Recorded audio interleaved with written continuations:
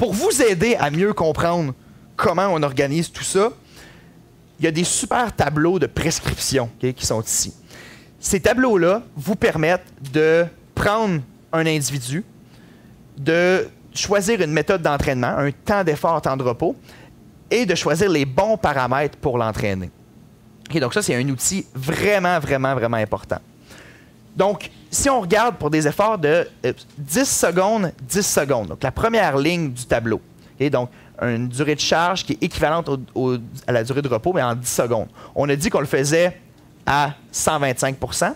Mais là, combien je dois en faire dans une séance pour que ce soit intéressant? 4 à 6 séries de 10 répétitions. Donc ça, c'est des calculs qui ont été faits à partir du temps passé à VO2 max et à partir du temps total d'effort recherché dans une séance, qui est ici de 6 à 10 minutes. On veut une cote de perception de l'effort qui va être de 7 à 9 sur 10. Et pour bien développer la qualité physique de la PAM, dans une semaine, on va en faire 1 à 2. C'est sûr que si on veut être dans le maintien, ça va être 1. Hein? On a ici entretien, le maintien.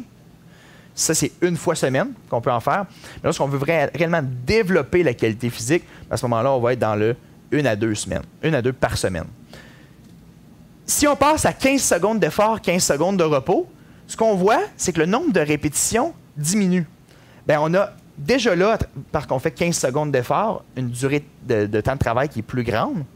Bien, assurément, une durée de travail qui est plus grande, on a besoin d'en faire moins pour arriver à ce 6 à 10 minutes-là. Donc, notre nombre de répétitions peut diminuer. Donc, ici, c'est 8 qu'on a mis. Même chose pour les 20 secondes. Donc, ils vont nous amener dans des temps qui sont assez intéressants. Si en fait plus que ça, les athlètes souvent n'arrivent pas à maintenir une même puissance pendant toutes les répétitions. Lorsqu'on fait 30 secondes, bien là, c'est encore important de diminuer le nombre de répétitions. Même chose au niveau des séries qui diminuent aussi, plus que les temps d'effort sont grands, pour toujours respecter ce 6 à 10 minutes d'effort-là. Donc, le premier critère pour s'assurer qu'on a une bonne prescription d'entraînement, c'est le 6 à 10 minutes. Et le deuxième critère, c'est l'intensité cible. Donc, notre pourcentage de VAM. Okay? On ne commencera pas à aller modifier le temps d'effort ou encore le nombre de répétitions qu'on va faire. Il faut absolument que l'individu arrive à maintenir le pourcentage de VAM qu'on lui a donné. Si on dit qu'il faut qu'il maintienne 110 % pendant 20 secondes, puis il n'arrive pas à le faire, c'est que cette vitesse-là est trop rapide pour lui. On va diminuer la vitesse. On ne commencera pas à couper son nombre de répétitions, parce qu'à ce moment-là, on ne rentrera plus dans notre premier critère qui était la durée totale d'effort. Okay?